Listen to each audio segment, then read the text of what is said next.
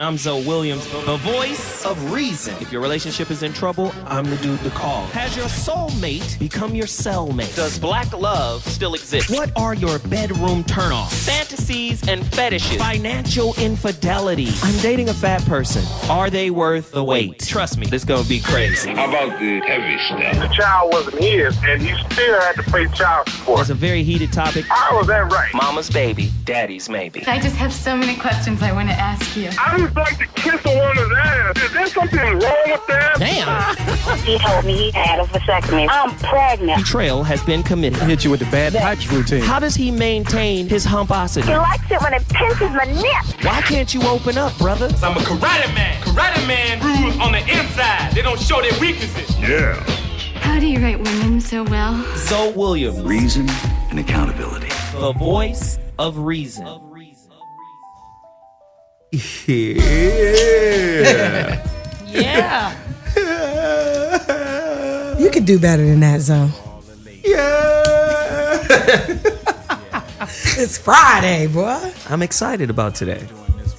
We love our intro music. Feeling good about falling down the stairs. Yeah. Listen, you're listening to the voice of reason on Hot Button Radio. Dash Radio. You know what we do. Topics to piss you off for the rest of your weekend. That's what I'm trying to do anyway. Hopefully I pissed you guys off last Wednesday. Look at that face over there. I pissed some people off. But you know I don't give two shakes of a fat rat's ass. Why the rat's ass gotta be fat, though? Well, you know, he's healthy. That's what he's into. Cheese, bro. Eating lots of cheese. Yeah, he's from New York. He eats pizza. Word. Brother. I need to eat me some more pizza. I just needed clarity. That's all. All right, so we got a crew of people in the building right now, as you can tell. And I have an interesting angle for a hot topic. The angle is interesting because we already know most men think that women are not accountable for anything. Women can't be held accountable for anything. Most men hold that as almost a dogmatic religious belief. Especially when it comes to raising kids or single parenting or things of that nature. Dad is always at fault. It's always dad's fault, right? Today's topic is, it's a tough one. But the caveat here, well, let me just say the topic first. I think we have Veronica calling in right now. So let me first introduce the crew and then I'll give the topic. Back from sore throat-itis, we have Team Taber. Whitney Taber in the building. Guys, I'm hella rested. Shout out to that, weird random cold. But I'm here. I'm excited. I didn't even get to see what kind of shenanigans happened on Wednesday. So I'm here. Happy Friday, y'all. Let's get into it. I'm just go, Zo. Just go ahead and go on and do your thing, player. All right. Then we need some shit for Tyree. We've got Tyree, Elaine. Yes, fecal matter. Oh, wow. Yeah, here we go. How very Actress. Comedienne? Actress, comedian. I don't know. That's racist. That's the only thing you can come up with? A monkey? She said that's racist. Mad racist, bro. Listen, Tyree Elaine, actress, comedian. She's in the building right now. What's up? How you doing, Zo? And then we got her handler. Wow. If that monkey noise wasn't racist. I didn't know Aarona could do that. I didn't know. Is that who I became now? I said handler. The first thing that came to mind was trainer. But well, damn, man. There it gets. Keep digging. So now he think I need to work out. It's jokes. You guys. Ooh, it's crazy. I love you guys, though. Ass whoopings are real, though. Hey, listen, let's do this. Aarona Lopez is in the building. What up, Aarona? Hi, folks. Happy Friday. What is popping in these streets looking like a gypsy? Yes. She has on a hair scarf and a bunch of bullshit. I'm ready. Let's do this, though. Hey, it's all good. And then on the phone line, I think we have Veronica Conway. VC, are you in the building? VC, are you with me? Sir, yes, sir. Sorry. Hello, party people. Hi, Veronica. Veronica. Veronica. Just like when Zoe says it. With the porn voice. It's so Yes. creepy, the Veronica. I love Veronica. Undress your vulva. Okay. Ew. And Y'all. And then do that. good old Veronica. All right, so are you guys ready to tackle? Are you guys ready to tackle? Let's do this. This is here's the caveat, though. Okay. Under no circumstances can you blame men for anything. Oh, then we should leave. This is I think I'm getting sick again from this BS you spitting already. because so. I want to narrow it down. A lot, like I said before, a lot of guys don't believe, a lot of men don't believe women can be accountable for anything, let alone a failed child. We call those men bitches. Plenty of different types, by the way. Okay, here we go. Do we have to reenact the old rule? What? He gonna cut y'all mics off. Y'all see No. I'm quiet. I'm waiting on the bullshit. I'm like, So I'm no, like the cat with the eyes looking both ways. I'm like, today's topic. Mommy, now that daddy is gone, am I the man of the house? A deeper look into the impact of an unskilled mother on young boys. just young boys, not young girls. We're talking about boys, especially African American boys, because them motherfuckers is in trouble. Okay. I just want us to qualify. And Now you want to be qualified. No. I want us to qualify. You can't know what target you hitting if you don't aim or know where to aim, brother. Oh, I love it. Come on now. Yeah. So I just wanted to know You what we were going with aiming the for. target. Oh, yes. Now, Love Target. What are y'all talking about? They got a sale going on. so no, seriously here. No blaming of men. We're just talking about what we talked about earlier in terms of framing this topic up. What are you responsible for, Mom? How do you know when you're an unskilled mom? How do you recognize a skilled mom so you can go to her and get some of the tools that you're missing in your toolbox? Are we talking about just single women, like single mothers? Yes. Oh, we talk about the ones where the men left, or we not talking about that? We talk about the ones who chose The to have. first one to bring up the man. You see that? Oh, I was just trying to be She just clear. trying to get I wasn't clear. sure. This is what you need to do is listen. Okay. You want to get clear? Okay, Ike. Damn. Damn, right? Where the First cake off, at? hold Y'all on. can't I just see want how the cake. close his hand is to my face. Hold on, Anime. You want to get clear? Where the cake at? Like, we don't have time for this. This is how you get clear. Start with your ears. Okay. You Ooh, figure this. that was so Zoe's mixtape. deep. Hey, Zoe's mixtape That was dropping. a good one, Zoe. Dropping December. The ZoWilliams mixtape coming soon. He about to Your go on tour with ears. Les Brown. I didn't hear that one. No, because what happens typically in these types of conversations, there's this round robin of blame. And what I want to do is put women squarely in a situation to say, this is where I messed up with my kid. These are some things I could have done differently. I'm responsible for A, B, C, D, E, F, G. So basically, to understand you correctly, what you're saying is if we take the men out of the equation, we know all the factors and the things that go wrong in relationships that men are responsible for. Back to men. But no. But if we just leave women to their own devices, Right. and the man is not here, what are you doing one-on-one now that you have free will and free choice in Let me this give child? you a perfect example, a scenario. A homeboy of mine was in the child support office, well, the courthouse. Okay. And this mother was down there to support her son because she knew the girl that, he had a child with. Right. He knew that she was on the come up. She knew she was lazy, the whole 9 yards. She wasn't trying to do nothing. She wasn't trying to be responsible for anything. Absolutely. And the homie told me, the lady said, what happened to sisters, to women? We used to be in a situation where we had a kid, dad wasn't there, we just handled it. Right. We just pulled ourselves up by the bootstraps. We just grinded and made it happen. Right.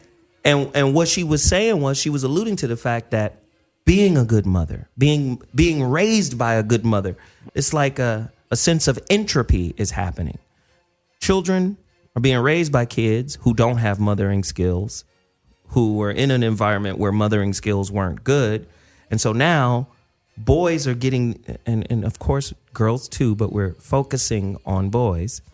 Boys are getting this effeminate, half-ass parenting where, because, and I'm going to say this, at the end of the day, you cannot grow as an individual until you can be honest and objective about what your flaws are. And we have to be honest. Motherhood is beyond reproach. I'm dope just because I pushed you out. I got you here. I'm the vulva taxi. I got you here. I'm just saying. I'm the kid Uber. The child Uber. I showed up, didn't I? I didn't know the baby you got here. Came out the vulva. That's new. Did y'all know that? Is that the vulva noise? Yes, that's the queef. Yeah, disgusting. Anyway, we want to hear the responsibility. We want to hear responsible moms that say, you know what, this is our lot in life, and we're gonna take lemons and make lemonade. We're not gonna blame. We're not gonna play victimhood. Just gonna thug life. Because we was there. We opened our legs. We knew who he was.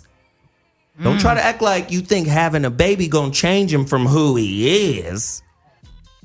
I just want to hear from those women. Do you poison your son's mind against his biological father? Ugh. This is how single moms jack little boys up. 844-55-1. Do you play the dating game in front of your son? Mm-hmm. Where that front door is like a merry-go-round where dudes is just jumping off, coming in. He got to meet new people, then new people leave, then he got to meet somebody else. What are single mothers doing to ruin young boys? Whew. Do you engage in the sleepover trap? Ugh. Well, you know, I don't even know that. I ain't got a lot of gas. You here now. Why don't I just take you back in the morning? Queefles. Make that noise one more time. I'm just saying, time and time and again, you know, single mothers are out there doing it.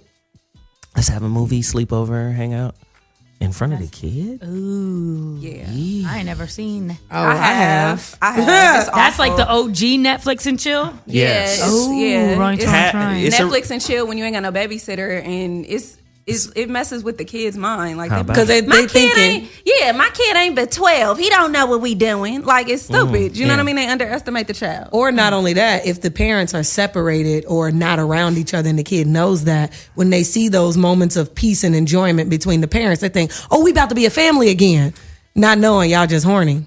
Wow. Dude. No, seriously, Okay, that's okay. what they think. All right. Yeah, that's sad. Have you made your son the man of the house?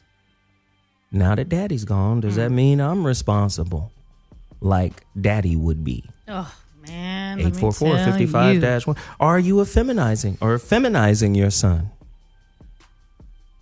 You know, sometimes you can feminize your son under the guise of making him chivalrous. Right?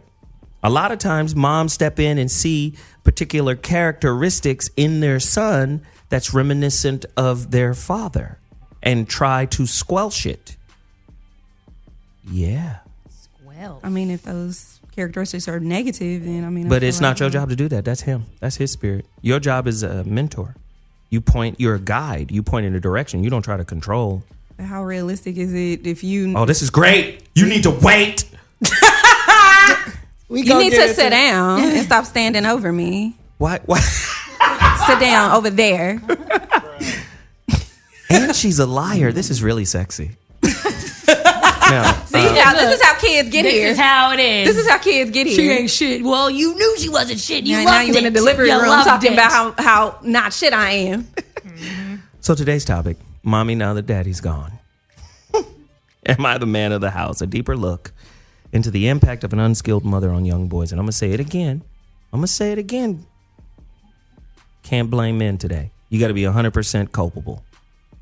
844-55-1. Let's go to the panel who just couldn't hold their tongues. Oh, I'm ready. I don't know. I'm waiting on you. Okay, well, I can just jump on in I'm here if only we want looking to. in your eyes. Oh, I didn't know you were waiting Jesus. on me. Listen, I got the firepower. This is where I'll stand on the entire issue.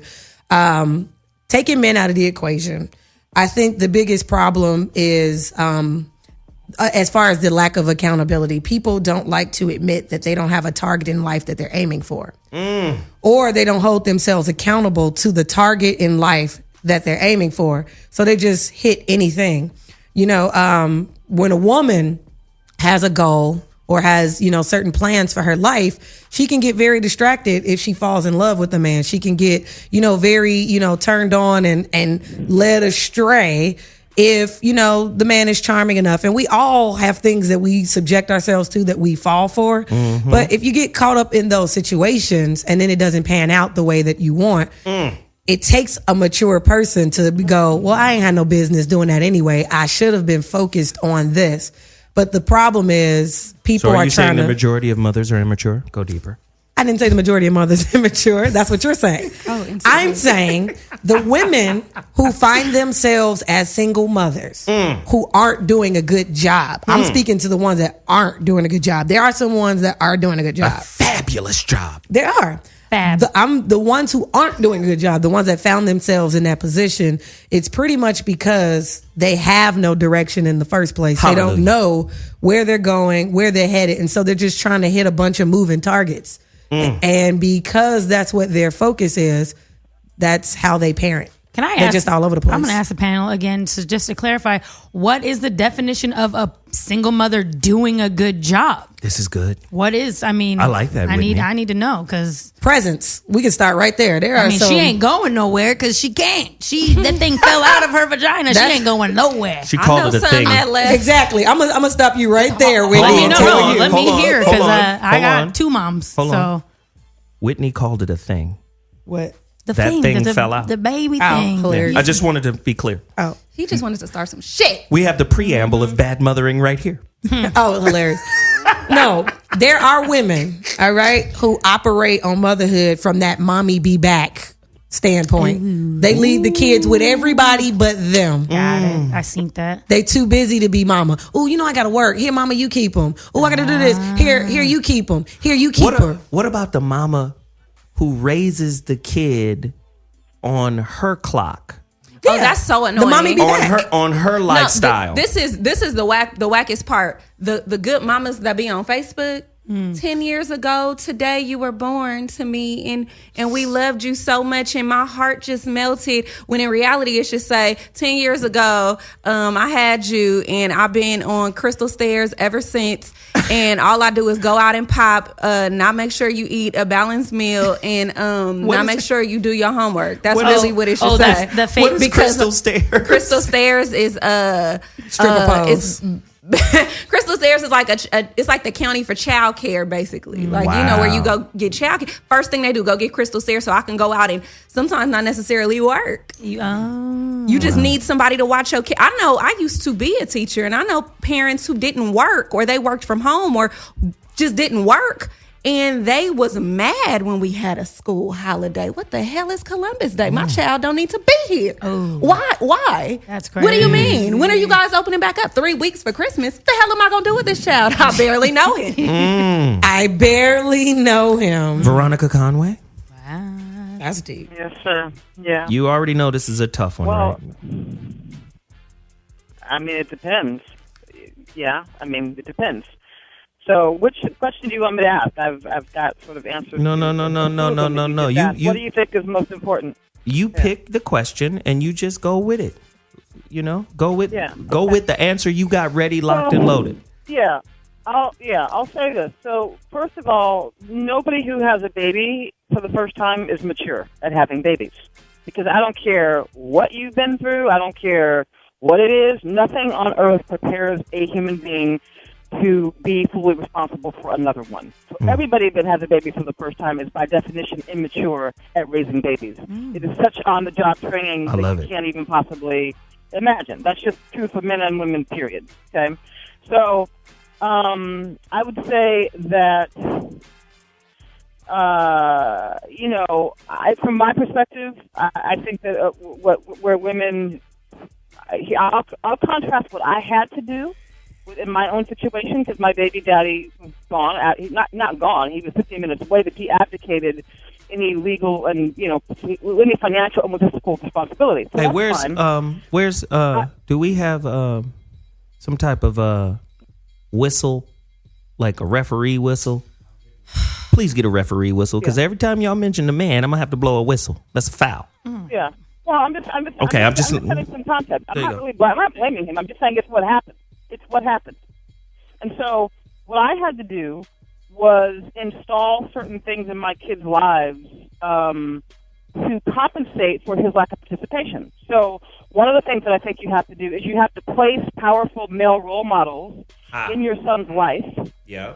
Because the woman can't be that by definition. If she's both being the provider and the parent, she's actually acting in the role of both parents, then she actually needs to get a break in a certain way. She needs to install powerful, responsible male role models in the son's life so that he has masculinity to bounce up against. You need a strong male bass voice saying, look, Negro, get your shit together. And that can't come from a woman. Because if he hears it as nagging as he gets older from a woman, and then that sets him up to ignore women in his relationship because he hears like instruction as nagging from a woman. So I installed men that were powerful role models. I think that's one of the first things that you have to decide if you're in that situation. Shall I go on? I love it. I mean, you're cooking with grease, but thank you. That was good. I think this could be, this is also a boot camp for single mamas too. If you call in and you need help, you need to understand. I think what she said that is the most profound and absolutely true that we first got to acknowledge is there is no school on how to become a better parent. And then, if it's your first day on the job, it does take some learning. But see, this is the part that I don't like. I agree with that intellectually. I agree with it. Yes, it makes sense. It's logical. It's reasonable. It's rational. It's all of that. But don't nobody say that shit when you're in the heat of the battle. In the heat of the battle, nigga, step up to the plate. You ain't shit. That just means do your best. I'm just saying. Just be at the plate. Yeah, just be at the plate. Like, be here to try. Just be at the plate, player. Yeah, just be here to try. I don't think I could do this because I ain't never did this before, so I'm not going to try. Weak. Or just replace them. Listen, let me tell you something. Go ahead, Veronica. I long ago stopped begging a man to do the thing that he's supposed to do. This is where we get into good shit. I just replaced them. I built a team around my kids. I was a single mom in one of the most expensive counties in California. I just replaced them. I built a team around my kids. I built a team so that they were in private school, so they had more vacation days than anybody damn near. I installed nannies when I had to travel. I installed serious communication structures with these kids. I built a team around them when they applied for private high schools and college. I built the fucking virtual village. So the thing is if you do that, and you have to, it's not that hard actually. It just requires design and sort of forethought. And you know what? So that's crazy. Wait, that's crazy what you're saying. I was just doing a Periscope before the show, and somebody asked me. They said, "Zo, how do you tell your oldest son?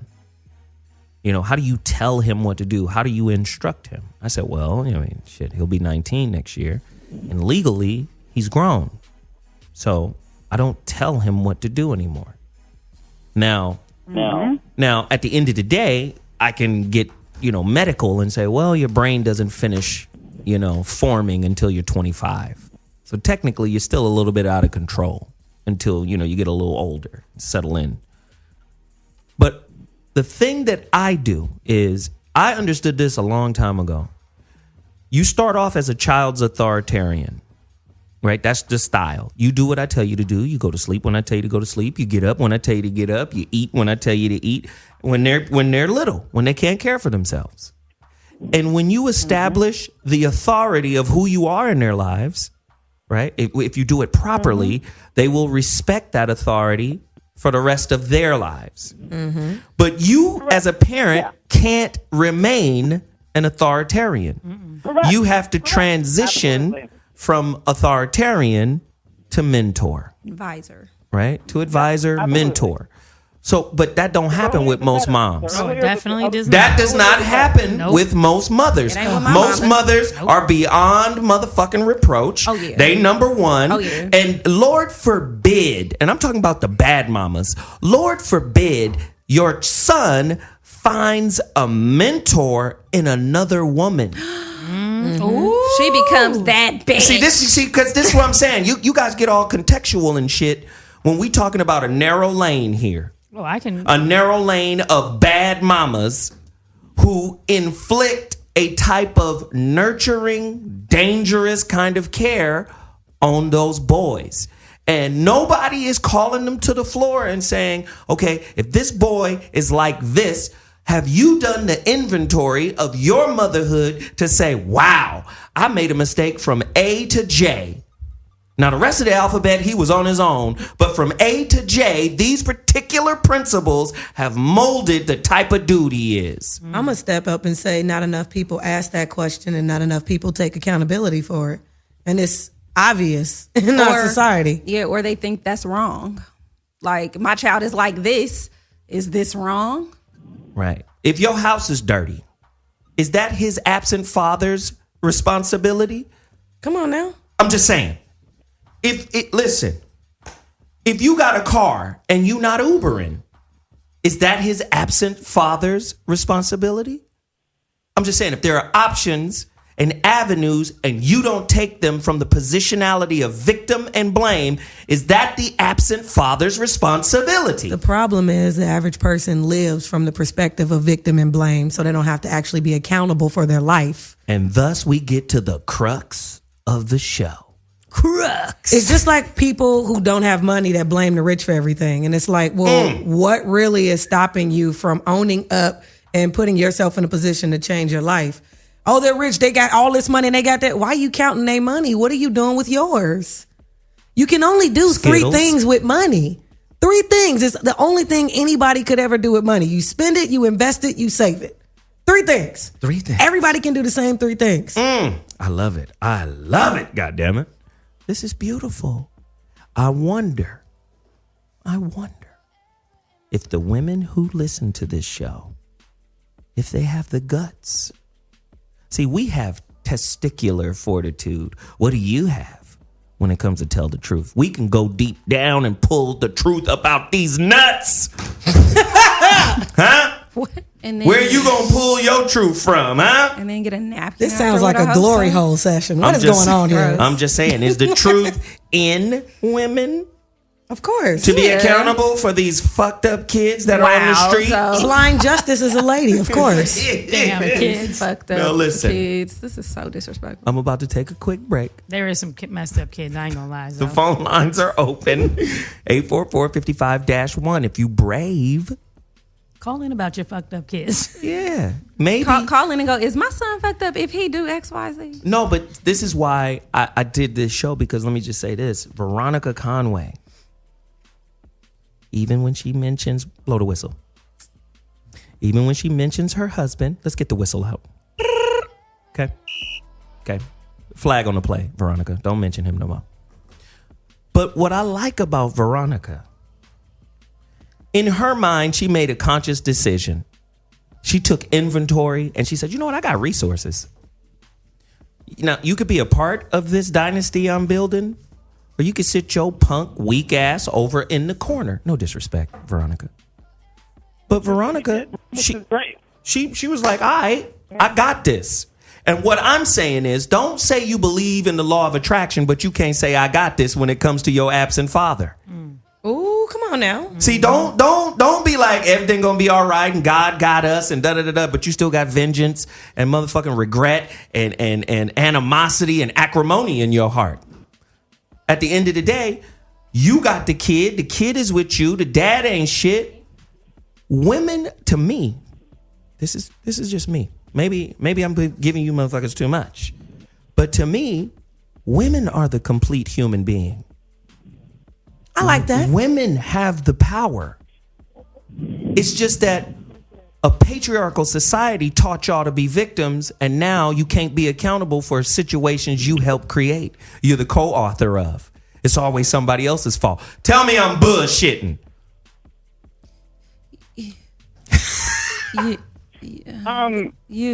Men will also have to accept their marginalization. In other words, you can't have it both ways, right? If men continue to act in ways that don't show up, then they'll have to accept their marginalization. That's all, and that's cool. Y'all, if they want that, they can have it. Flag on the play. Cool. Half the distance to the goal. Damn, what? Shit. The ref is out of breath, I think. Right. Men ain't got nothing to do with it now. It's y'all's turn. 844-55-1. We're going to take a quick break. And when we come back, the phone lines, goddammit. 844-55-1. We'll be back at 2.2. He heard you. Yeah. I don't know how to talk to people. Yeah. Hey, listen here. Hey, listen. Tyree. No, listen is your name. Tyree. I done renamed you. Listen. I don't like it. That's the problem with men. Go ahead and blow that bitch ass whistle. Yeah. That's the problem with men. Anyway. Stupid. He said men's. Today's topic is crazy right now. The phone lines is jumping. Oh, yeah. We're talking about how some but not all, single mothers ruin young boys. I dated a few of them. And again, the caveat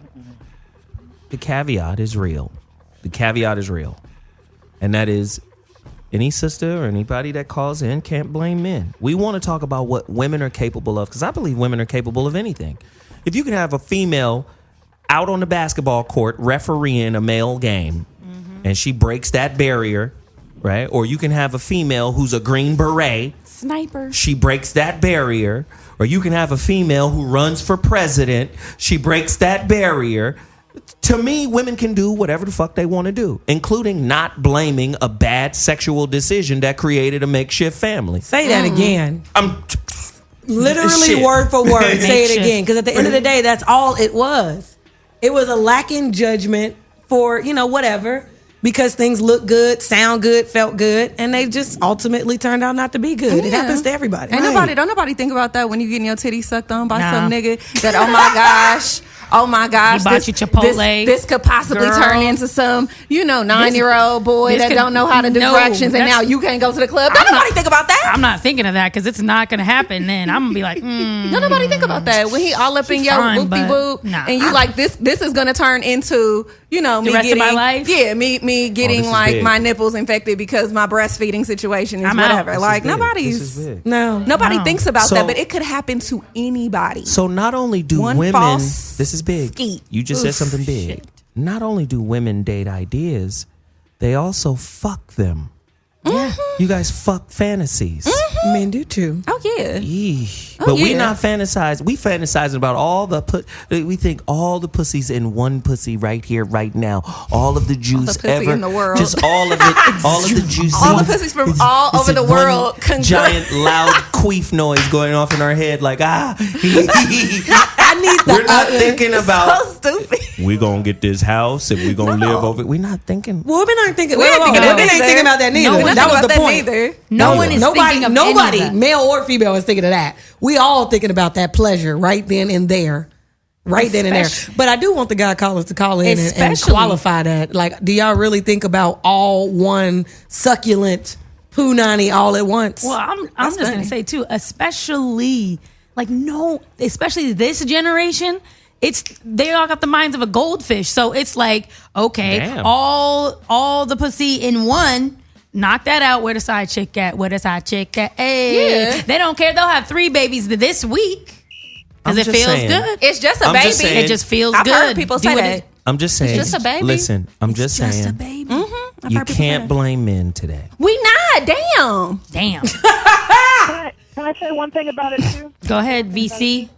Run it, Yeah, I think that I think one thing that women need to understand about when you parent is that you develop a tremendous amount of capacity if you just decide to do what you got to do. In other words, I read something from a friend the other day that was talking about being a single mom, and they said something I think is really true, which is that for being a provider for a child is a mindset.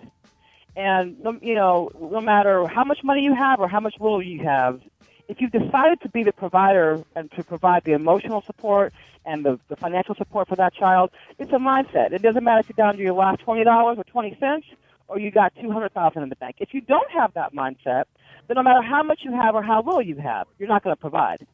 And what I would say is that by having to climb the hoops of provision, especially as a single parent, you develop such strength and capacity that you can end up running a lot of shit just because you're compelled and forced to. Because what it takes to provide for a child in this day and age, the level of complexity that it takes in terms of educating them and the economics of it, if you can figure out how to pull that off, you can fucking run the world. That's really what it is. Well, you really can. I say You really get bigger, get stronger, get more capacity. But that's what I'm saying. Go ahead, Whitney. One thing that I myself personally, from watching single mothers struggle and whatnot, trying to raise kids by themselves, I have made it. And it's unfortunate that I don't have the trust in another human being enough to have my own child unless I know for a fact that financially, emotionally, I can take care of this kid by myself, because there's there's never a guarantee, not a wedding ring, not a house, not a good job that's ever going to guarantee that person might not get hit by a bus tomorrow. So if I can't do this by myself, I'm not doing it at all.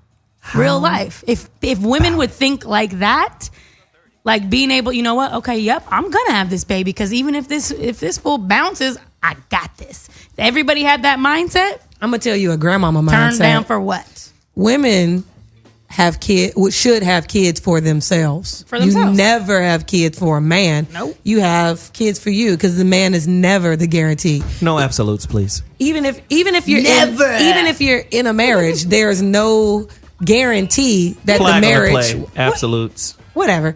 There's no guarantee that it's going to go on forever. So once you introduce a child into your life, it should always be something that you're ready for and something that you want. Yeah, you shouldn't just keep it because you couldn't have, because you on number 4, if you know what I mean. Now we've had this intellectual wrestling. No, because that's how some people I think I'm going to just go ahead and keep it.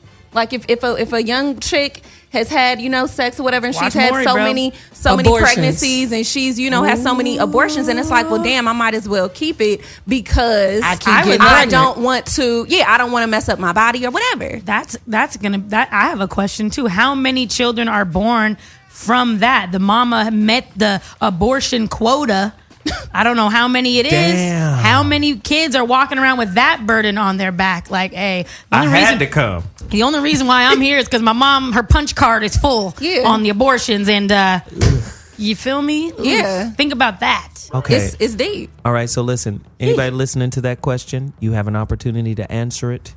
The voice of reason is going to the phone lines. Let's do it. You know what it is. Let's get to line 3. D-Nice. Chicago in the building. What up, D-Nice? Chi-Town. His name is D-Nice. Hey, D-Nice, let me give you 30 seconds of what's cracking real quick. Hold on. I need to write my own. I want a song like this. Hey, man, give me the volume. Let's go. Where's that volume? My name is D-Nice. My name is D-Nice. Taking out your suckers and you don't know how I did it, yo. Oh, one hand in the air. 2 fingers in the air. All right, we back. I'm going to write me a little song. What up, D-Nice? What's cracking, man? Yo, studio, what's good? So, man, topics off the chain. Thank you, brother. I was listening earlier, and, I listened to some of the ladies' comments. First of all, I want to say, what's up, lady? Hey. Veronica, you're amazing. I love your work. I make sure that, I tune in to whatever that you're participating in, baby. I love it. Mm-hmm. But I think this is an interesting question to ask, or a topic, simply because, honestly, I don't think women are capable of giving an honest answer as to why or even how they get into these situations by becoming single moms. Simply because, in my opinion, it seems as though when relationships don't work out with men, all of a sudden women have been raped because they have no idea that the situation that they're in isn't their fault as well. The accountability is minimal to none. And I have a 12-year-old daughter, and I had a talk with her about, sex, relationships, guys, and I told her that if she decides to ever have a baby, that she's going to have to make her mind up to say, just like Whitney said, if you're not able to take care of this kid by yourself, don't have the baby, because you're going to be solely responsible for it. Agreed. When it comes down to guys, we have no absolutely no choice when it comes to a woman having a baby. So whether you sleep with a guy knowingly that you're sleeping with him unprotected and you have a baby by this guy and you think that he's going to be there for you, that's not the best route to take. The best route is to be responsible and to know and trust in yourself that you're able to handle this type of responsibility. I think that men definitely have a responsibility when it comes to raising kids, and there should be more men stepping up and being in kids' lives. But with that said, women. Hotline bling. Yeah, Is work. that a house phone? Hotline bling. He on break. It's a Texas instrument phone. Go ahead, Pam. Women, when it comes to you having kids, there has to be more thought out plans when it comes to raising this kid, rearing the child, and even setting up educational and resources like funds for that child down the line. So Correct. I'm all with Veronica and what she says, and some of what Whitney said. But when it all comes down, women, you're solely responsible for that. That's it. Hey, D-Nice. Way to drop bombs, homeboy. That's all Chicago know how to do. Wait. You got a question for I got a D-Nice? question. Oh, okay. D-Nice, I appreciate you calling in and listening. Great insight. I just had a question for you. Were you raised in a two-parent household? Or were you raised solely by your mother or father? I was raised by my mom, and I saw the struggles that she went through by raising 3 boys. And I was with my kid's mom for 17 years. And we went through all the struggles and the ups and downs. And she used to complain all the time until she had a conversation with my mom on what she had to go through. And that wasn't easy. It was much easier to raise a kid way back then than times are now. It's way more expensive, and it's way more dangerous now to bring a child in this world. Dope. Hey, bro, you drop heat, man. We appreciate that. Thank you so much for the call. Listen, if you want to bring your city in the building because Chicago was first, you want to bring your city in the building, call us 844-55-1. And he said something that was very. I was raised by a single mother too. I'm crazy than a motherfucker. Word. But I'm brilliant. Are you one of those fucked up kids? My mother she did the best she could do. That's all you can do. She did the best she could do. You doing all right? And, you know, I'm a cold piece of work. You doing all right. What I'm trying to say is, if Barack Obama, now, mind you, his mama is white, but she raised that motherfucker to the presidency. And he had strong people around him, her father, right? I think his grandfather, some other people. He had some folk trounced him. Veronica speaks on something that I think is very profound. She called it a village. I call it the village voice. The tribe. The tribe. What I did with my son, he's at Auburn right now, started last night. You better get on down, boo. True freshman. You figure deals me, pimp. Starting freshman. That's dope. Starting. Shout out. I'm just saying, you know, he don't know the game like he's supposed to. Ball is life. But his heart is such that we got to put that kid in the starting lineup. There it is. Down there leading. Let me just say, what I did with him is good. I recognize the limitations of my abilities. Mom, Dad, any parent, please recognize the limitations of your abilities. Listen, I said this before. His auntie got mad at him one day because he bought me a Christmas gift, not knowing that he had already got his mom something. It was just going to come later because he got it through online, so it was going to be mailed to him. But it was going to be there after Christmas. So she assumed, don't you ever leave your mama out, and as much as she's done for you and whoop, whoop, whoop. And it fucked up his relationship with her. Yeah, that'll do it. Like, you talking about my dad? Yeah. The dude that's here since I was born? Oh, okay. You talking about him? The dude who made me what I am? The dude who cultivated me? Now, not to say mom didn't do all that she was supposed to do and then some. And covered dad's ass on occasion. But don't ever talk shit about my dad. Do you see? See, if we're going to create a different order of children, we have to rearrange or recontextualize how we view mother versus dad. And can I add to that, the same way that you have to know who to bring into your child's life, like, oh, I know, you know, if I have a kid or whatever, oh, you know, my mother would be a good whatever, my uncle could be a good whatever.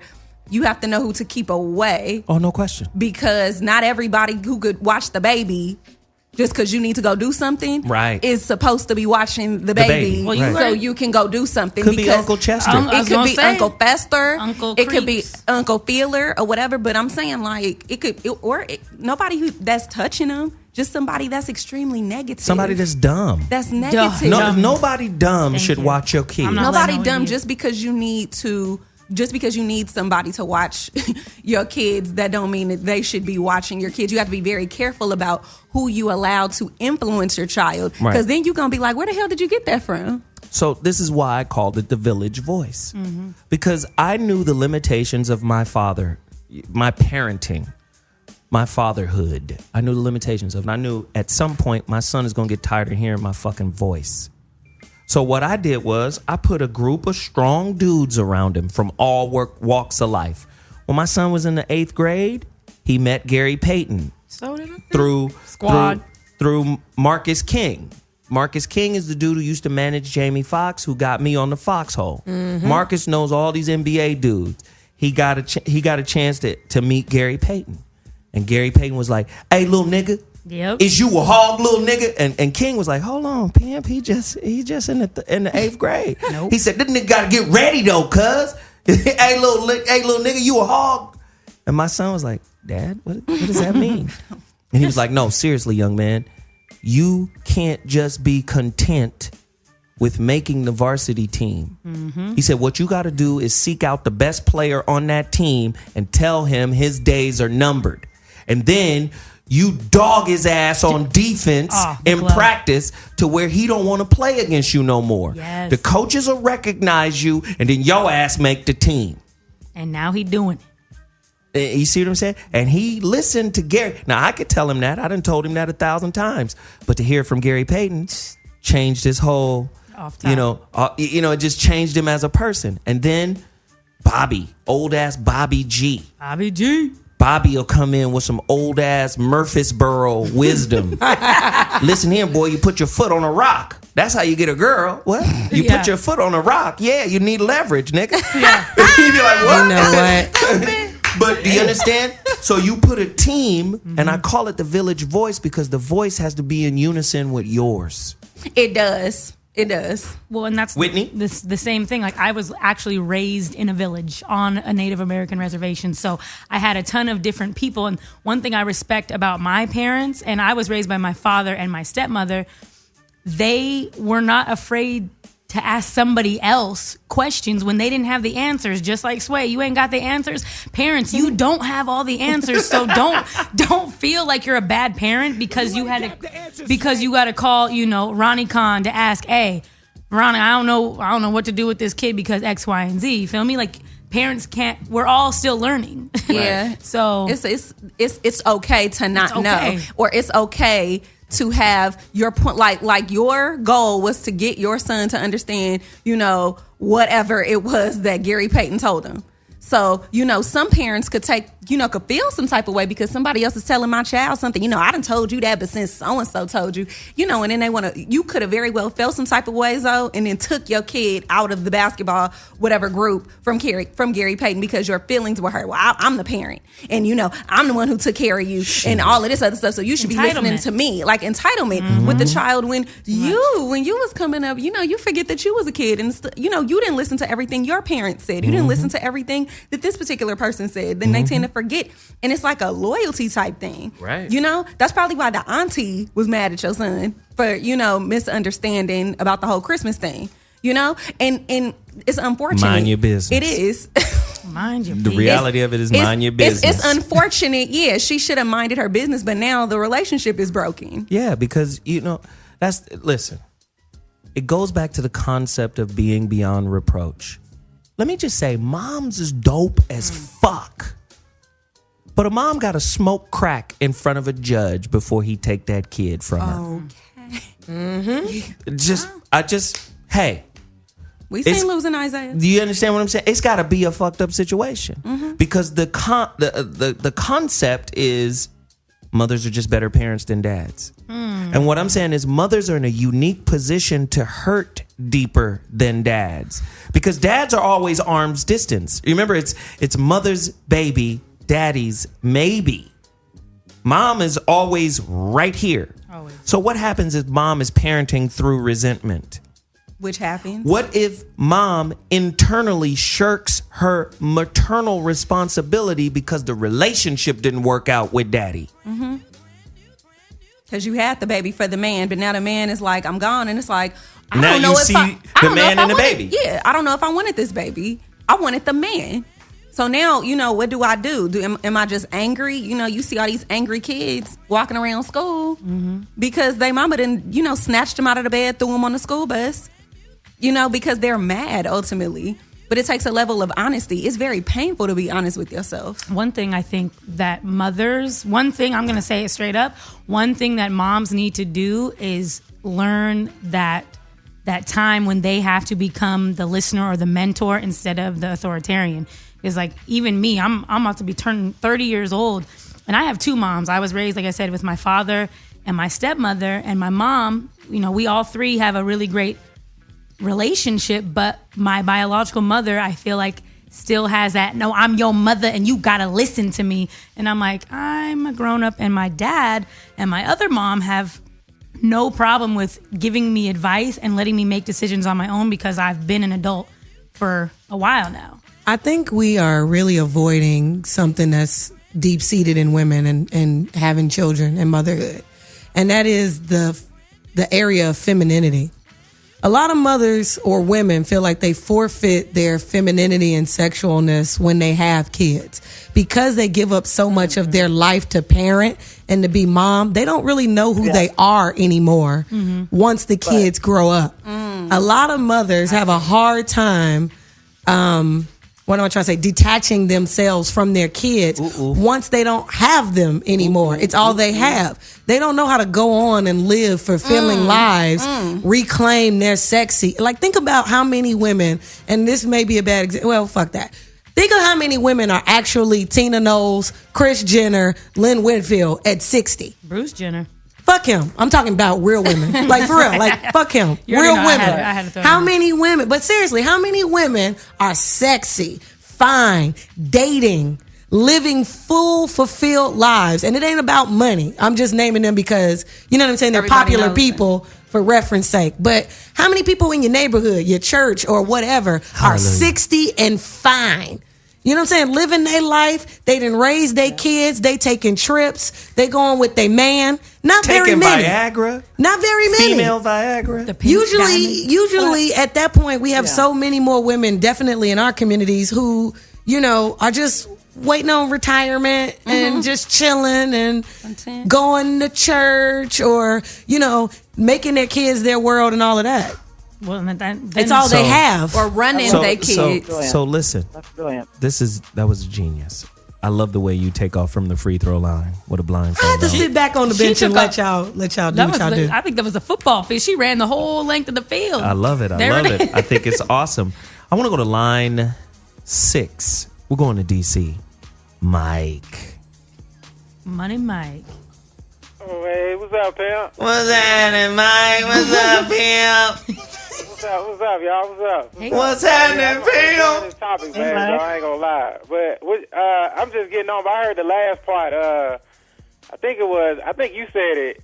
I think a lot of women, they don't really have a desire to want to have a child. But I just think they decide to have a baby based on the situation. So most women be thinking well, if I had a baby, I'll keep the man.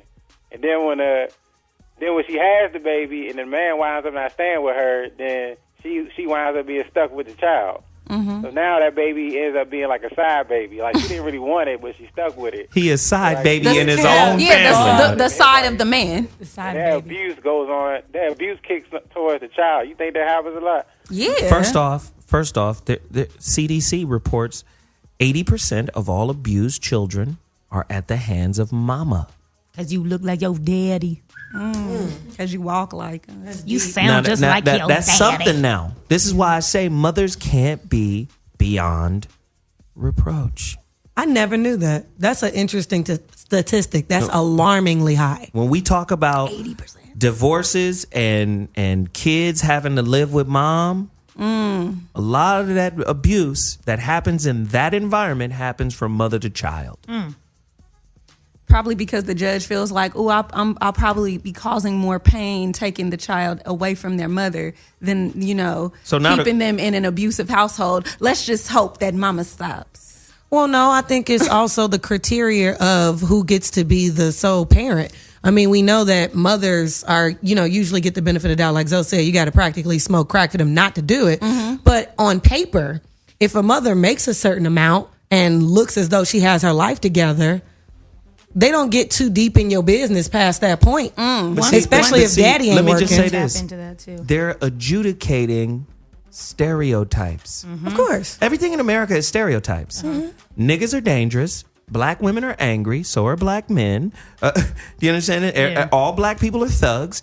Do you understand what I'm saying? It's stereotypes. Mothers are good for children because mothers are mothers.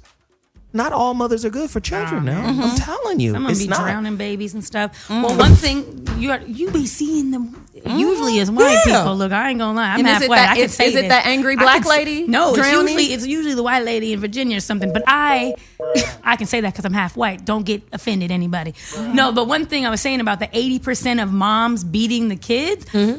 One thing that I watched, one of my homegirls, she's a single mother with a little boy. I feel like it's her trying to make sure he's not a little sissy because he doesn't have a dad who wants to wrestle with him or play football. So she thinks she has to be extra tough on him. And I'm like, why are you punching this 2-year-old in the stomach?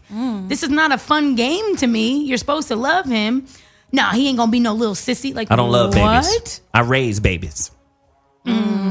And we also are overlooking something else that's really huge if we're putting all the responsibility on a woman. Yeah, we are today. Postpartum depression. Ooh. We have not touched on it at all. Bitches be crazy. Only affects her. Now, Bitches be crazy. the backhanded victimhood. I'm crazy. It's not That's bad. real. No, It's real. not victimhood. Not victimhood. I'm talking about acknowledgement. Come on. It's just as real as blue balls, boo. What I'm Blue saying, balls. no, what I'm saying is the acknowledgement. Blue balls. There are women, right? And I ain't gonna even say that because I was about to put somebody on the streets. There are women that about to put are somebody on the streets? Yeah, I was. Okay. That are rumored Evict their ass. are rumored, to suffer with postpartum depression, where it is they have the kid and they go through these biological changes, and I don't even want you. You've ruined my life. Oh my God. Oh my God. VC go. I can't sleep. VC is the only one. Get who on has down, kids. VC. Yeah. VC, you can Yeah, speak to so that, but hold on, Pam. I'm trying to put her in a box. Pimpstress. I see what you're doing. We got to take a break. Oh, okay. And then we go come back and VC gonna deal with it. Get warmed up. VC stretch. You see VC about to dunk. She was like, She about to That's because she about to hit us with fire. about You to- know it's coming. I do know it's coming. It's coming. This is Get why ready. we fuck with VC. Don't change the Listen, channel. we about to take a quick break. The voice of reason be back at 2.2. Oh, Lord, Patches. We depending on you, son. Who named their son Patches? This is why. Single moms, stop this madness. Don't you name your son Patches. Let me just say this. And you guys tell me if this is borderline abusive.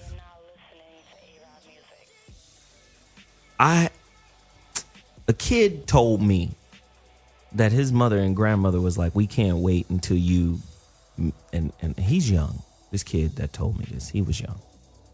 We can't wait until you make it to the major league so you can move us all to Belize. Oh, God. And I thought that was Selfish? It's a lot of pressure. It's a lot of pressure. Abusive, borderline. Yeah, Mentally. like, fuck, that's fucked up. I mean, I understand, like, okay, maybe he's talented. Maybe he can play baseball. Maybe he can play basketball. Maybe he can play soccer, But do you know, first off, you know what the odds are of making it to the NBA? The odds of making it to the NBA are 1 in a million. What? And now those numbers are starting to expand because the NBA has become a global game. So a lot of players are coming from South America. A lot of players are coming from Europe. Most people don't know that in China alone, there are 750 7-footers. The fuck? in China alone. The NBA knows this. Oh, they know. 750 Yao Mings. Nope. So they know, like, okay, if we need a center, because now it's about, okay, I got this international guy on my team, which opens up the NBA to an international market. So if we get a superstar Chinese on an NBA team, they'll tune in. All of China will tune in. This like is why 75 mil. This is why Yao Ming made the All-Star every year. While he was playing, he made it every year because all of China is voting. So to put that kind of pressure on a kid, to me, that's borderline. I'd also say it goes back to what I said at the beginning. Where are your goals? Why are you investing everything into the life of this child? You just gonna sit by the wayside. Because the child is an investment. You just said it. Yeah. You see what I'm saying? But you're just This gonna sit nigga's by the a living wayside. IRA. You're gonna sit by the wayside and do what? Nothing? Wait. And wait? I'm gonna make sure you got lumps in your oatmeal. But I get what Aarona is saying, but what? Like, I feel like parents, to be a good parent, you do have to invest every single thing in your being for your child, but you have to have a strong enough brain to detach when, okay, this nigga's 18. Let me just get some knitting going on. But let me tell you why that's bullshit. You know what I mean? As a parent, you can't have, at the end of the day, the you owe me vibe. Right. No, I didn't say that. Well, I'm just saying you got to put 1,000. You're not going to give your child any and every opportunity that you can exhaust because, you know what? I'm not trying to use them as an IRA. Perfect example. Let me tell you why that's bullshit. Perfect example. Tina knows, right? Was a successful business owner with her salon. She had gifts. She used them. Her daughter wanted to sing. She incorporated the gifts, but they never staked the entire farm on creating Beyonce. They did all the things that they could. They used the access that their money could buy from their upscale Houston living to give her opportunity. But her father worked at IBM and had a six-figure salary already. They weren't waiting. You know what I'm saying? No, they invested, but they weren't waiting. And I'm saying there's parents out there that ain't doing shit with their lives, and their kid is the meal ticket out the hood. That's bullshit. Listen, we could talk. The phone lines are cracking. We got to get to Veronica. We got to get to the phone lines. We got to get to Veronica. We got another guest on the line. We got to get to him as well. So I'm going to need y'all to hold on a second. You right. My homeboy Randall just said the sons are damn near their mother's man in many respects. Oof. Or in many aspects. He has no real childhood at a certain point because he's a placeholder for her next dude. Yo, I literally can contest to this firsthand. My boyfriend in college, his mom, that's the reason I left him. He was a great person. We vibed well. We were literally on the path to getting married. I left him not because he cheated or anything extra. His mom acted like that was her man to the point where I'm like, I can't compete with your mama. I'm done. So many dudes. Woo. So I'm gonna go back to this. The reason why we're calling out the bad mothers, not the good mothers. There's great mothers out there. Goddammit. There's great big mamas. There's great grandmamas. There are great mothers out there. And I'm a judge women on the bell curve. I'm a judge women and men on the bell curve. For the most part, you're probably going to have more moderate to good mothers than you're going to have really bad mothers. I think the bad mothers are on the low end of the spectrum, just like the really great mothers are on the opposite end of the spectrum. But in the middle, you got some pretty cool people, period. Everybody's got their problems. Everybody's got their flaws. But when it comes to the bad mothers, I want to remind them that every mother can be the real MVP. As KD said. He acknowledged his mom because his mom didn't sit and wallow and whine and cry and bitch and bemoan whatever happened with his dad or whatever the situation was. His mom just put the shit on her back and got it done. And women have the capacity to do that. You can't say in one breath, oh, do you know how much pain we go through to have babies? Then in the next breath say, oh, this shit is too hard for me to do by myself. I believe God made you strong enough to weather whatever you put your mind to. When women put their mind to conspire against a motherfucker, shit go bad. Don't do it. Shit go real bad. Shit go bad quick, right? Shit go all according to plan. Everything just lined up beautifully. Let's right? just talk about the biology of, just flight or fight mode. When a child is in danger, a mother has the capacity to pull a car up with her strength to protect the child. In the moment, the adrenaline in the moment. That's why I don't ever want to see a stripper on TV again screaming and yelling about having to get this paper. She got to get back on the pole because you're a woman. You can get a fucking school loan and go to school. No, you want that cash quickly. You don't want to do what it takes to set the example while making the money.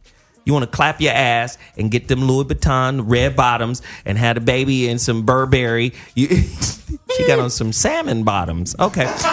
All right. So let's get the phone lines cracking. Give it up for Zoe. Let's get the phone lines cracking. Ladies and gentlemen, it's crazy. I want to bring in first, Veronica, I want you to make that point. Yeah. You were about to make a point, and then I'm going to bring in Doc. Doc Barham also joined. So make your point, Veronica, that we went to break to. Yeah. I think a really key, I'm going to make a different point because I think we're past that earlier point now. But I think that a distinction that we have to make for women is that they don't have to be martyrs to be mothers. But in order to do that, I think there's a couple of things that women have to put in place so that they're not in martyrdom. Martyrdom, you have to understand, comes from a couple of things. It comes from being overly self-sacrificing. Come on now. And connecting your identity to sacrifice. At some point, you have to decide, and this is all design. In other words, you have to sit in your life and say, look on the horizon and say, what kind of children do I want to experience in 20 years? What's the vision for the children? Right? What's the vision for myself in that context? And so when you can do that, then you can say, great. So I know that if I'm going to actually be juicy, compelling, powerful, vibrant, powerful enough, I have to get my own needs met first, because I'm ultimately the gifter, and I can't give out of an empty vessel. So you got to do whatever you got to do to get your own individual internal needs met. Women martyr when they're in the habit of not getting needs met, and then it turns to self-sacrifice. So I say a man is not a plan. I say go, lean into your sisters and lead into enlightened men. There are enlightened men that understand that parenting is one of the most important roles for the community.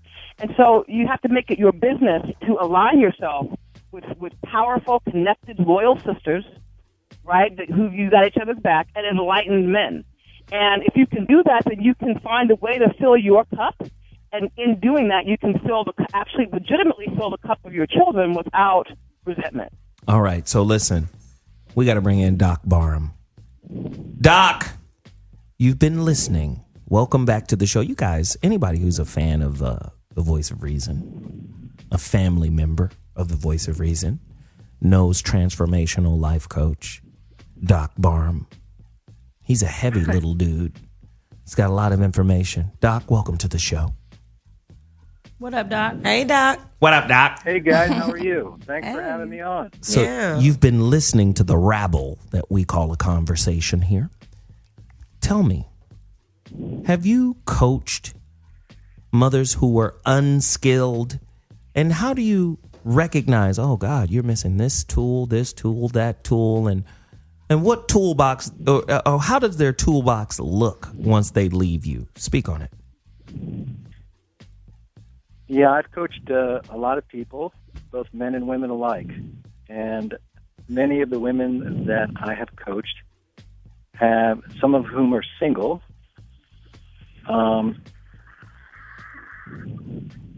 they want to be better mothers. And they didn't learn the skills when they were growing up for things like managing their thoughts or their feelings or their attitudes or their expectations or their beliefs for how to change them. And they carry a lot of those things into their child-rearing practices. And there are definitely tools that you can learn and techniques that you can learn that are very simple so that you can make those changes within yourself. And it changes the nature of the relationship with your child as well. So when, for example, if you become very emotional, you don't know how to handle your emotions, you can end up taking it out on your child. Right. And we all know that abuse is pretty prevalent. In fact, I know that there was a period of time early on in the coaching when I began to work with a lot of my clients, and I was shocked to find out probably close to 2 out of 3 of my clients actually had experienced some kind of abuse growing up.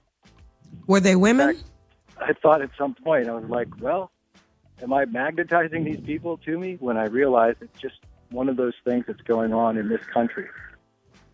Wow. So I know that we all want to love our children. And one of the best things you can do is to learn how to love yourself by learning these tools and techniques. Excellent.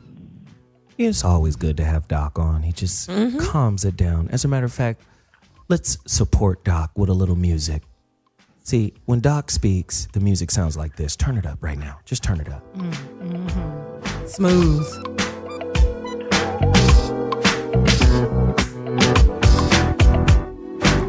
And Doc, he's just talking to him like, so what I want you to do. He's also sea walking. Now, this is Doc right here. What I want you to do is look through the top of your head. And I want you to look at your crown chakra. What does it look like? It's red. And it's just vibing. Let's just vibe with Doc right now. We're looking up through our crown chakra with Doc. Let's flow.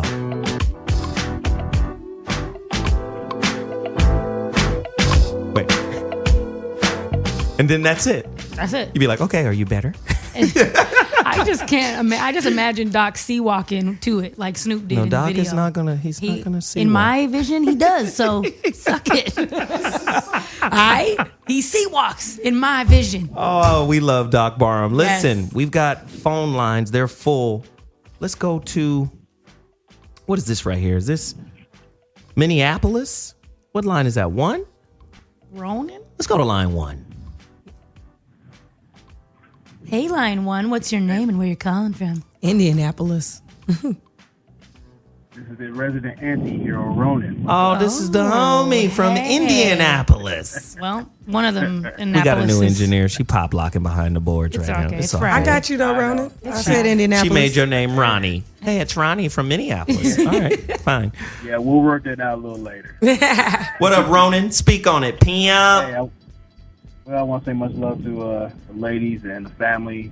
I'm glad you guys are having this conversation because I think we need to fix the definition because I think there's a lot of bad martyrs than there are mothers. And I say that because there's so many who either want to birth their brokenness or they'll pass down inheritance of debt, excuses, and rage rather than these mothers who I say mothers are not perfect. You know, at least they hold some sense of accountability of not just their actions, but who they chose. But these bad martyrs out here, they like to play accountability dodgeball. And the whole thing is like these deadbeats that so many may talk about and sit there berate and talk about. You have to understand the end of the line, they've been commissioned by your permission. No matter how you sit there and spin it. So I think mothers actually have a better vetting process because they see not just the dude, but what they can birth through him and their interaction. These bad martyrs, they get hot by the opportunity and then they turn their kids into broken bucks, unemployment vouchers, and worse. So we have to be very definitive about these definitions we give because sometimes we give these bad martyrs a pass by calling them mothers when they're not. Wow. The more martyr than mother. Yeah. Yikes. And I say that because in my perspective, and I'm not alone in it, it seems like guys nowadays have to take a defensive driver's mindset into these relationships. Oof. Where you have to not just meet her, you have to meet her family because sometimes you could run and see that dysfunction that is laying, that she's hiding behind herself. But, it's a blessing and a curse in meeting the family sometimes. Sometimes you have to see how they interact with their children or with their finances or everything they touch. Do they birth, prosperity or do they basically give birth to problems? An MTD, man, a mentally transmitted disease through generational curses, man. Moms are a carrier of that shit. Yeah. Hey, man, we appreciate the call. Ronan, resident anti-hero, Naptown in the building. Appreciate you, pimp. Holla at you. Later. Listen, the phone lines is cracking. I'm not saying all mothers. I'm just saying mothers are very susceptible. When a mother infects you, right, with a mentally transmitted desire or goal or direction, oh my God, she can send you off in a way that it'll make you unstoppable. Listen, when a kid sees a mom and she's nurturing and she's loving, and listen, my son's mother got mad at me because, and I'm talking about my oldest son. As he got older, I began to reveal my flaws to him. And what I was saying to her was, you might want to do the same. Okay? Because it will give him a greater contextual understanding of who he is. Son, when you lose control on the court and you're angry, where do you think you get that from? My son can turn around and say, I get it from you. Okay. So how has that served me? Has it put me in a better position? Or has it put me in a more challenging day? So now let's work on it. Let's go inside and understand why. You understand what I'm saying? And as he got older, now he's in a situation where he doesn't respond in the way he responded when he was a child. But it's about putting your weaknesses on showcase for the kids too, because it's not like you can hide it from them. Not only that, you don't want to disillusion them. Right. Into thinking you're God. Absolutely. Because you're not. Because in the minute you lie or whatever, the they're minute gonna be you like, fall oh my off, gosh, you're not perfect. So now, is anything you say true? Ooh, you better check that retweet I just tweeted. The discovery of a lie makes you challenge all the truth. Everything. And you my mom, you know what I mean? You my mama. I remember the first lie my mom told me. She said she was gonna take me to go see Rock-a-Doodle-Doo when it was the movie. Yeah, the movie. And I was like, she was like, I promise. Like I thought the phrase "I promise," meant something, like, and then we didn't. Yeah, we didn't go, and I never said nothing. I just was like, I always kind of kept this, and I have a great relationship with my mom, but it humanized her, and it was cool because now I'm like, okay, I guess we all make mistakes. We still strive for perfection, but now it's like, it gave me a sense of like grace. Wow. Let's go to line 3. Yeah. We're going to Houston. Joe, what up, Joe? Good old JoJo. Hey, Joe. Get on. Y'all. How y'all doing? There it is. Hey, Joe. Howdy. Howdy. Howdy, Joe. I don't know how to do the Texas slang, though. I can't do it. All right, we'll speak on it, Joe. I feel bad for good mothers because I feel bad for that phone call dropping because I really was waiting for that. Damn it, Joe, call back. Joe. The positive thing about mom. Dang, he was about to say some nice stuff. So Doc, Zoe pulled the cord. Zoe pulled the cord on that. Look, I'm like, damn. Hey, boo. Oh, he just called back. But we need hello. It's okay. It's all right. Let's just relax.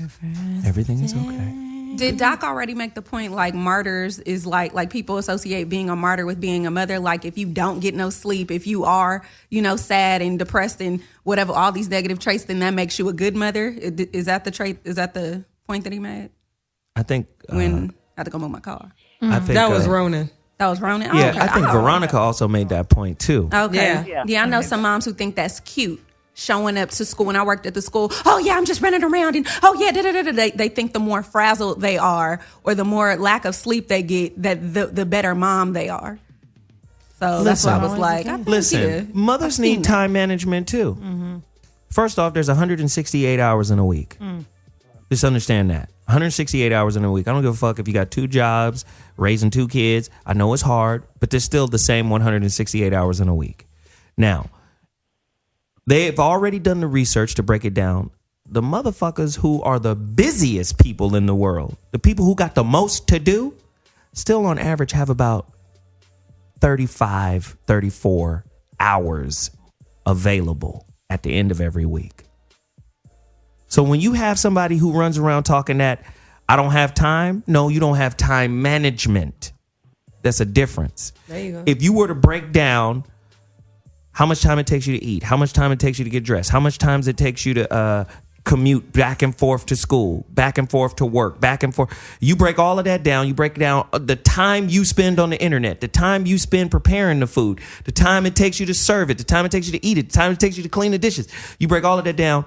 The average person, and we're not talking about the most busy people in the world, we're talking about the average person has about 60 hours out of the 168 hours left. Now, as Veronica talks about, put your shit on a calendar. If you've ever joined Veronica's boot camp, get on the calendar.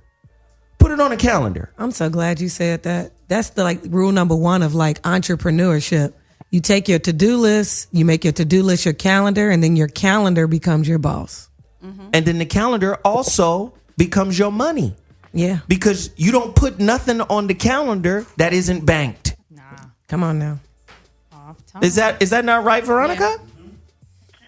Yeah, I call it calendar into cash, and what I help people do is understand that you can understand whether your income is predictable and sustainable, because it really is either you're putting time in, or you're not, and so either you're putting income generating activities on the books or you're not, and so there's no gray area, there's no fuzzy, either you did put the time in or you didn't. So then it's the same with parents and kids. I mean, either you're putting the quality time in. It doesn't have to be a ton of quality time, but it can be focused, directed, present quality time that is meaningful to both of you, and designing that in. And when you build that in, you have to be very intentional with everything that you want to be really brilliant at.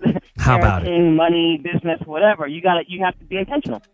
How about it? Joe, line 3. Yes, sir. Oh, we got Joe back. Yes. Houston, speak on it, Joe.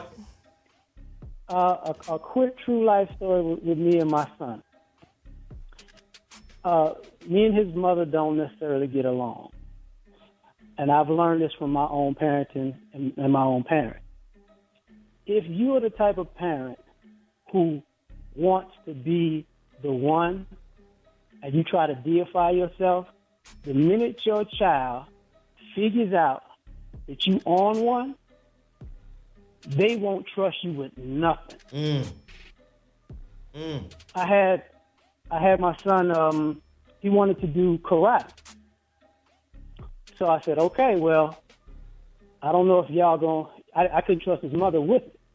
So I was like, I tell you what, I'm going to pay for it, and she's going to take you. He wound up calling me back and was like, look, you wasting your money.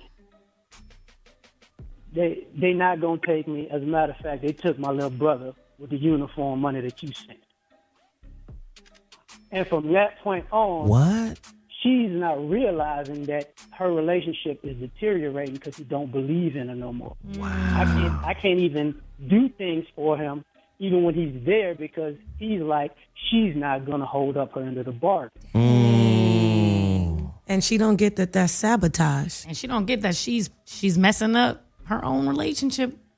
She took your money and paid for her son or y'all other son? No, a son she had with another man. One son, but she had a younger son after that. Wow. She took the money and put him in the She took your money to pay. Yeah, she got different kids from different men. He was paying for something for his son. She spent it on her other child. Damn. And I'm sure that make you feel like you don't want to give her no more money, but you can't do that. But see, what it does with the child is it makes him not trust her and feel a way towards his own brother. Of course. She's killing two relationships with that dishonesty. So, and understand what I laid out earlier. Wow. I laid it out earlier. No one can love you like a mother can, but no one can ruin you like she can either. True. And at the end of the day, we got to get out of this fantasy, stereotypical thought process regarding motherhood. This is not me saying all moms are bad. Not at all. There's some great mothers. Veronica is a great mother. If there's anybody out there who's having a difficult time understanding what it means to be a mother, fucking go to veronicaconway.com and connect with Veronica. Because she'll sit you down. She'll put your fucking calendar together. She'll help you understand. Yes, it's overwhelming. Veronica will be the first one to tell you how hard it is to raise kids, especially at the level that she was trying to raise them at. It's not easy, but it can be done. Just because something isn't easy doesn't automatically make it as impossible. Weight loss. Do you understand what I'm saying? This is what I'm saying. There is a ritual of victimhood that goes on that says, because he ain't here, I have to stop aspiring to greatness for these kids through me. It's almost like you're teaching imbalance. It's a blank check. Well, because for he's foolishness. because he isn't here, you're only going to get half of what you deserve. And it's not fair because I'm only getting half of what I deserve. Do to you help see what you. I'm saying? Yeah. Like we're all gonna suffer together. Yeah, it's all going to be bad because he ain't here. Yeah. You getting half of what you deserve. Right. When in actuality, Can I add something to the recipe? Get on down, Joe. Go ahead, Joe. I feel sorry for my son's mother for that purpose. The females in her family taught her the demonization of men. Ooh. And it ends as messed up as when your mother teaches you that men ain't shit. And then when your mother becomes grandma, and guess what she turns around and does? She turns around and says, you need a man. You didn't crippled her whole life. The minute she becomes an adult, she only knows men as evil. Now you telling her and showing her that, you know what, all that shit I told you and showed you in the past is bullshit because now I got a man. Wow. And now I can see her going through it like she's going through the same bullshit my son's going through at the same time. God don't like ugly. Don't care too much about pretty neither. Thank you, Joe, for the call. We appreciate it, man. Y'all take care. You too, brother. Bye, Joe. Doc. What I need, Doc, are a couple of tips for a woman. Doc is gone? What happened to Doc? He dipped. I'm going to beat Doc's ass. Doc. That's what I'm going to do. Dipping Doc. When I see Doc, I'm going to put hands on Doc. Oh, my goodness. I'm just going to kick his ass. 80%, bro. Relax. I'm sorry. I'm just going to beat his ass. I think I have to. You don't have to. Yeah, I do. Doc needs his ass kicked. He's one of those kind of That's people. what the mom said right before she beat her son. Yeah, where'd you get that from? Stop. This is some man shit. Just, hey, Doc, come here. Let me whoop your ass. And then you'll straighten up. Some man shit. My mama taught me how to beat her. Doc gonna call in and threaten you though. Listen, I heard that shit you was I talking. told you. I'm right here. He walks. I'm trying to tell you, he really does, and he does. So listen, I want to bring in on line 6, calling from Birmingham, Alabama, Larry, War Damn Eagle. Oh, you just told him what he gonna be? Nah, he gonna say I'm roll just saying, tide. War Eagle. Larry, you're on the line. 4, 3, 2, 1. Larry. Goodbye, Larry. Bye, Larry. Let's get line 2. We got the homie Hustle on the line. Let's get Hustle in here and let's get him in here right. Hustle, are you there? Yeah, man. What's going on? Hey, Hustle, you got to hold tight. Let's get this going right quick. Turn this music up for Hustle. Let's go. Bananas, pickles, grits, greens, skull caps, fake Gucci purses, Nikes, yeah, the pants, shoulder pads, Bulls jerseys, flipper socks. Yeah, Hustle. What's up, Pam? What's up, my people? What up, Hustle? Yo. What up, though? So, a lot of the women I deal with, they seem to have a problem with forgiveness. And the way that pertains to this topic is basically, not only do they have a problem forgiving the man that left them, but they have a problem with forgiving themselves. Come on now. See, the thing that makes that tough is, in order for you to ask for forgiveness, you have to be able to admit that you were in the wrong. Right. You see, you ain't never gonna ask for forgiveness if you thought you was right the whole time. And for them to forgive themselves in order to heal and move forward and inject some of that good nature into their own kids, they got to get past that step. So it comes back to accountability. Man, Hustle just come in here and slap you in the mouth. I couldn't agree That's with you all he more, does, Hustle. just reach back, right in the cheekbone. We love it. Hey, man. We I just love hope it helps somebody. You feel me? There you go. Amen, brother. That's why we love. That's why you hustle. That's why he hustle advice, player. I'm just saying. Mm. Fucking librarians of unforgiveness. Just they archivists. The Dewey Decimal of deception. Oh yes. I'm trying to be like Ronan. Shit's crazy.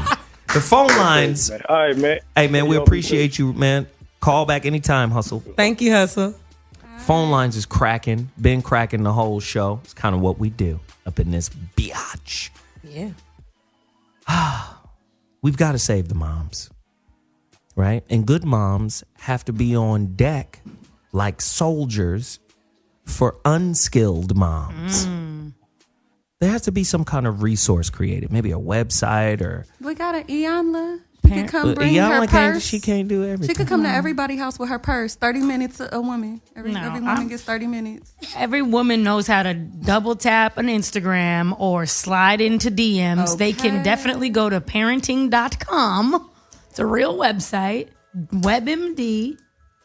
There's plenty of resources out there. First, they have to realize they have a problem or they need to be taught. And I'm going to say this, like on the real, if you're listening and you're within the sound of my voice, go to my website, IamZoWilliams.com. If you're a single mother with a teenager, let me coach him.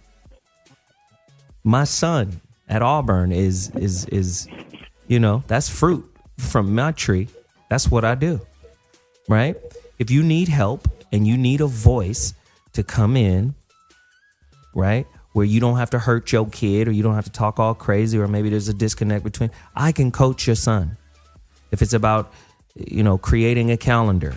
Like for my kid, for my children in our home, what I created was Project 4.0. I had to create Project 4.0 because my son, he blew up and got 16 offers to college when he was in the 10th grade. 16, Pepperdine, LMU, New Mexico State, all types. And then the guy who runs his AAU team said, okay, we want New to do a TV show with, what's the boy he looked like a damn dinosaur, play for the Miami Heat. Oh, Bosch. Chris Bosch. Oh, man. Tyrannosaurus Rex. That's so messed up, but I know who you was talking about. Go ahead. Exactly. So we doing a TV show, Parks and Recreation. Mm-hmm. And I was like, well, wait a minute. Kids can't do TV, And it was like, well, no, the money they would be paid is coming to the AAU program so they can play. Because otherwise, if they got the money, it would nullify all their scholarships. You can't receive money. You can't be paid as a professional for anything. So let me tell you what happened. Dude, you can't be on a TV set unless your grades are good. Mm-hmm. So my son's grades were fucked, right? But he didn't know, right? Or maybe he knew. I didn't know, right? The only thing that saved him was he had gone to Santa Monica College. His coach signed him up for Santa Monica College. That was his summer school. So he had 2 years of that. You get college credit and school credit towards the next year.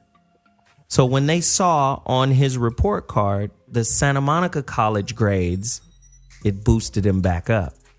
But if they were just looking at his grades from high school, it was terrible. And so this is how the dude who's a white guy, it shocked my son the way he responded. Oh, well, Jesus, it's over. Fuck, it's over. And my son was sitting in the back like, it's over. Shit, I'm in the 10th grade. I'm 15. Fuck, it's over. Jesus. All these bad grades. Oh, my God, we blew him up too soon. Jesus Christ. Everybody knows him now. Oh. He was fucked up. And he didn't understand the grading from Santa Monica College actually made him eligible. But the people at the TV set, they knew. But the white dude didn't know. He was just, oh, fuck, we got to move on to the next kid now. Oh, Jesus. So then I explained to the dude, okay, he's actually eligible. He was like, oh, great. Then he was back on his team. He was off his team and then back on his team. Just that quick. Once he got the information.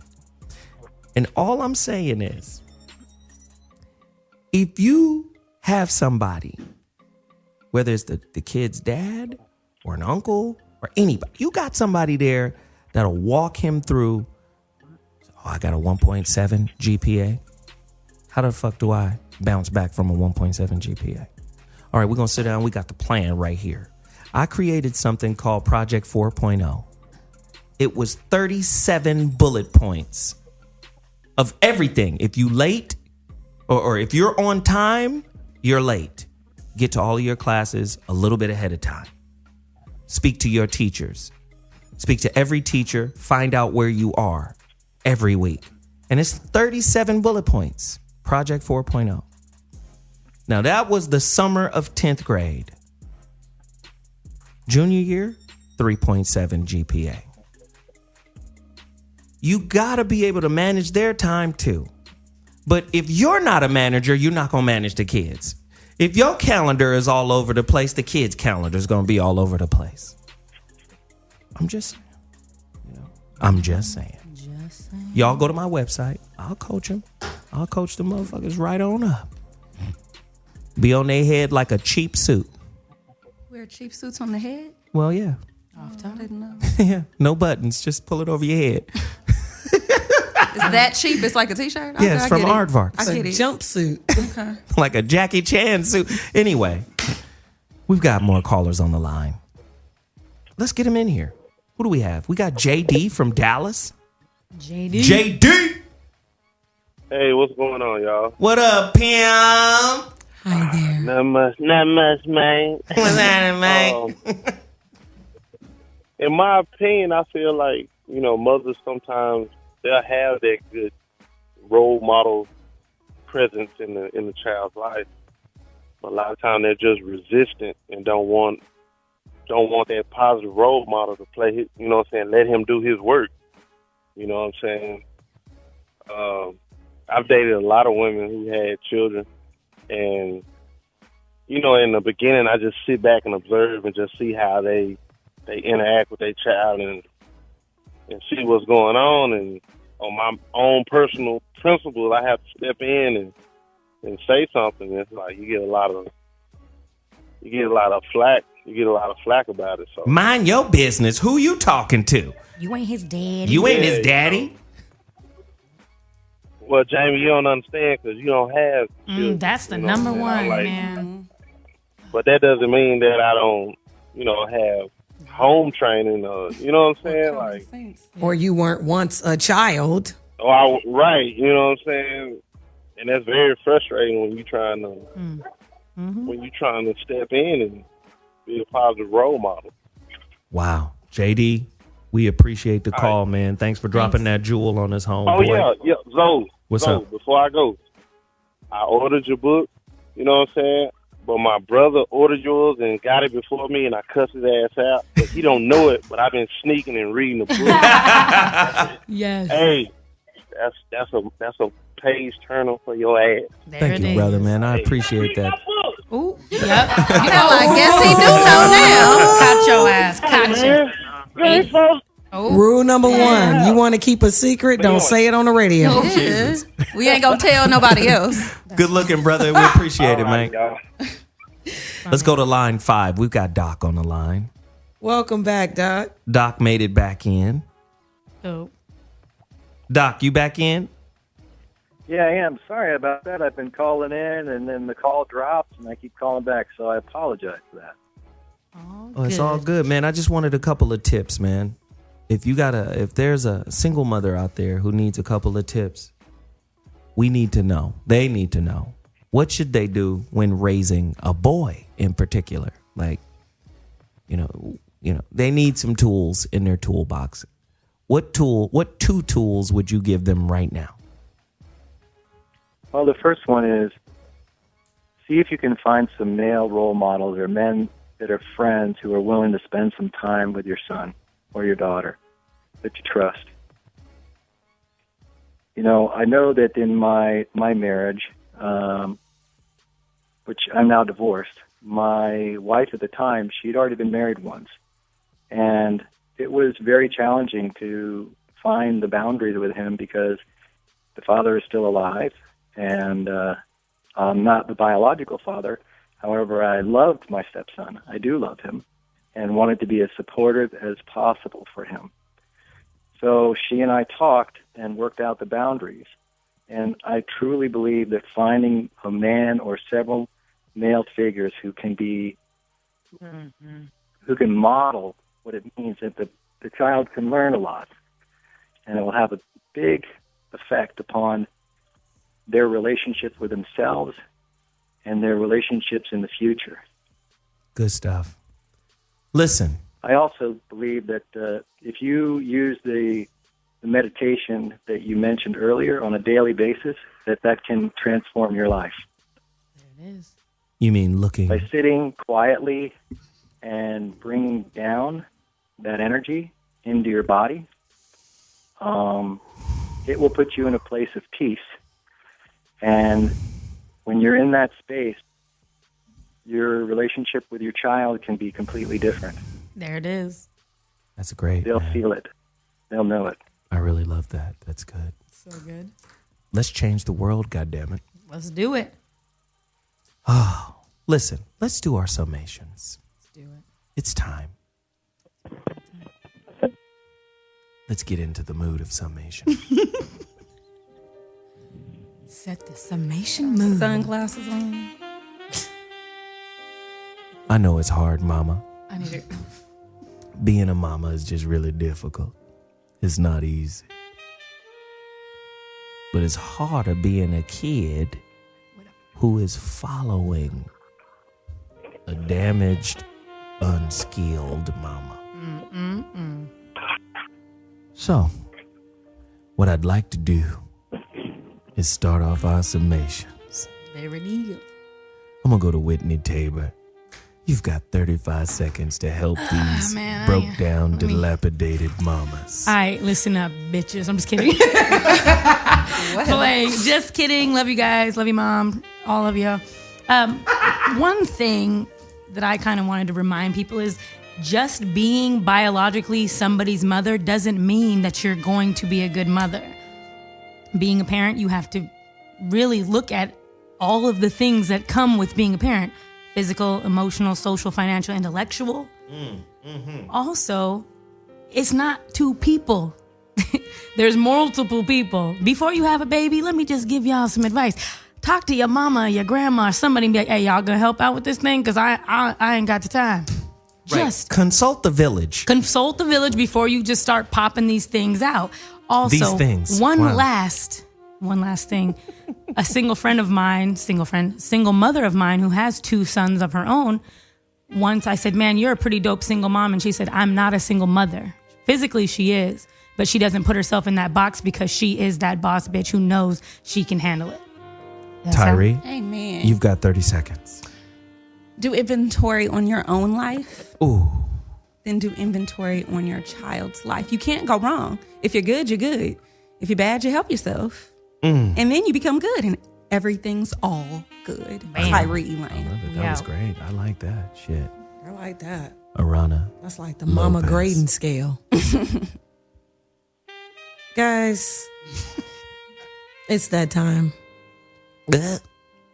And I just want you to really look at it like this. You are responsible for shaping a life. And if you haven't shaped your own life, what you're going to make is going to be rubbish. Wow. Rubbish even. Rubbish. Because it has no form. It has nothing. Shape it up and you'll shape the kids. Aarona Lopez. I love it. Veronica Conway, you've got 30 seconds.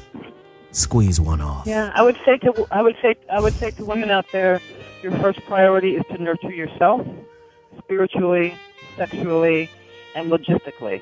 And so logistically means get help, build the village. And I'm going to say also stop reacting to the circumstances and get busy designing. I love it. ZoWilliams. Ladies, stop being a failure at forgiveness. That's number one. You can't raise a child with an unforgiving, resentful heart. Okay? Your nurturing is like litmus paper. It's going to bleed through to the child. It's important. You want the kids to be great, you have to give them a model of greatness. And it starts with you cleansing you. Okay? You can't shield it from them. You can't protect them from it. So it's important that you work on you before you try to lead them. Okay? That's something to think about, ain't it? I'm ZoWilliams, goddammit, and it's sexy than a motherfucker in here right now. I hate you. Queef time. Can I say one last thing? It's almost time to go, badass. I'm sorry. Sometimes having a kid, your life, that don't mean your life is over. Sometimes this is summation part 2 for you? Just because Here we go. You have a baby, that means that you're now responsible for something. Sometimes it can make you better. Listen, Tyree, this isn't You're Thanksgiving, welcome. and you don't get seconds. Good. I don't get seconds on Thanksgiving. Yeah, you do. I done seen your ass. You get seconds. Now, we'll see you Monday. The voice of reason is out here. Well, I never.